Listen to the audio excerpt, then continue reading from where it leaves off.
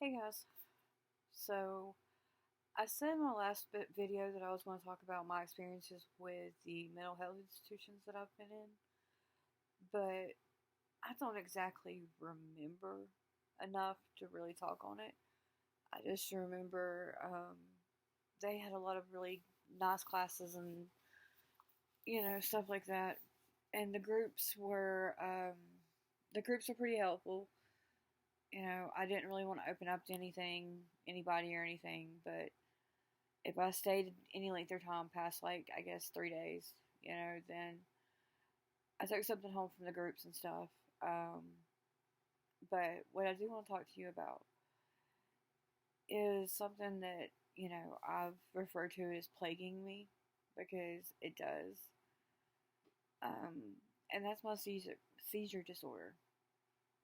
So when I guess I was 23, Miranda had been born by this time, but I went and stayed at like a halfway home for women, um, because the person that helped me get in there was told that it was like a rehab, but when I got there, it was something totally different. But anyway, um, I stayed there for like 30 days and didn't have a seizure. I had never had seizures till that point. But I came home on Halloween, and when I came home, I did not take any drugs or anything extra, and I had my first seizure. Um, and they've never left. They've, only gotten worse from time to time, and then they're okay from time to time. But when I have them, I do convulse. If I'm, they don't stop, or I get brought out of them beforehand. Um, I have severe headaches before and after. I get very, very tired afterward and very weak. It's like it drains everything out of me when I have one. Um, like I said before, they've told me that they were PTSD induced and stress induced. I do try to keep my stress level down, but when you are manic and bipolar and all this other stuff, you have to stay busy. Otherwise, your thoughts just eat at you. And yeah, so I try to stay busy with something, school, work, whatever. I try to stay busy. And sometimes I take on too much. And when I do, I start having seizures. Or if I haven't gotten enough rest or eaten enough, I'll have seizures. Um, I am on medicine for it, and it does help me quite a bit. Um, I've just had to manage it, like, just keep my stress level down and make sure that, I do everything I'm supposed to do. And my husband's a big help with that. So he definitely keeps me in check. Um, so yeah, that's,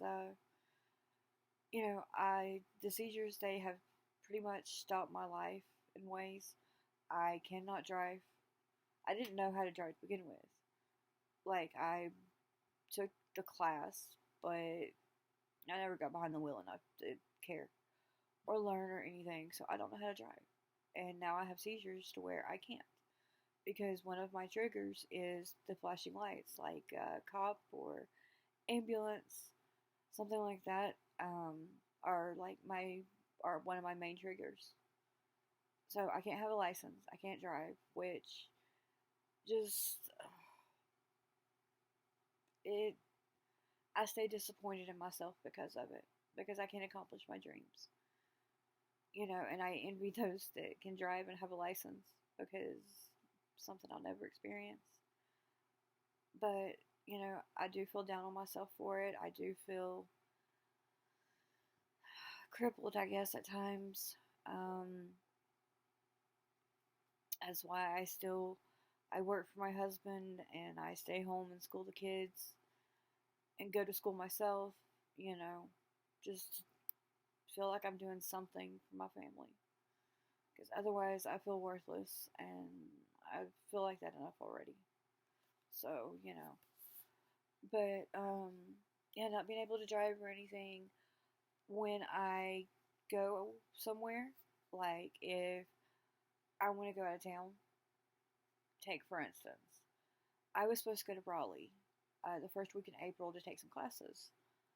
Well, I know, my husband knows, and my children know that I cannot be by myself. One, because yes, I may have almost 11 years of sobriety, but do I really trust myself when I'm by myself? Because the temptations, they play tricks with us. So that was one issue. And the other one is if I have a seizure, nobody around me would know what to do with me. So I have to think about things like that, and it's heartbreaking, but I'm learning to get around it in ways, I guess. So we'll see where life takes me, but I do know that there are a lot of people now that are starting to suffer with seizure disorder, and I just want to say, hey, you have an ally. I completely understand. Um, they're scary, especially for your caregiver because they oftentimes feel like they don't know what to do. They don't know if they're doing the right thing or whatever, but they are. I'm sure they are. So, but yeah, seizures are just oh, and my daughter has them as well. Um, Hers are different than mine. Hers are a little bit more severe and scarier than mine because her entire body will go numb, and it's a process. It's like starts at her feet and goes to her hands, and then her like face gets numb in her tongue. And when that happens, I know I'm in for it because I have to administer her emergency meds. Otherwise, I have to take her to the hospital. And taking care of her during her seizures, hers last for days sometimes, and she can't talk to me. It's scary. I mean, to a mama, it's so scary, And her, she's scared because she don't really understand what's going on with her. But through her and I having them, I have learned a great deal about seizures in general, how to help them in the moment, how to prevent them, everything. Um, so yeah, it's definitely a battle because we don't really know when they're coming on. Sometimes they just hit us out of nowhere, and it's bad, especially if you're in a public place. But I have a lot of, I guess I'm very self conscious about them. Like I don't like going anywhere by myself. That's what I was getting at. Was I can't be able by myself. I've always got to have somebody around me. Um, and my husband, he does the best he can be. He can't always be there. So it's difficult, but I manage. Um, let's see. There's one more thing I was going to say about the seizures. Oh, the memory loss is something terrible because, like, I used to have a great memory, almost photographic at one time, and now I don't remember hardly anything. So yeah, that's another thing about them. Um, but they're just, they're a whole nother ball game. I mean, it really throws a curveball at you, and but to anybody that has seizures or knows somebody or cares for somebody that has them, all I can really say is just love them because they can't help it. We can't help it. We try to be the best that we can be, and that's all that we can do.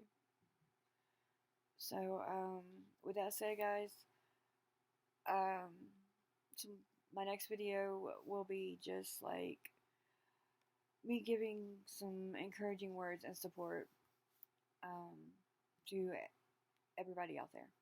So, thanks for letting me share. Tune in. I'll talk at you later.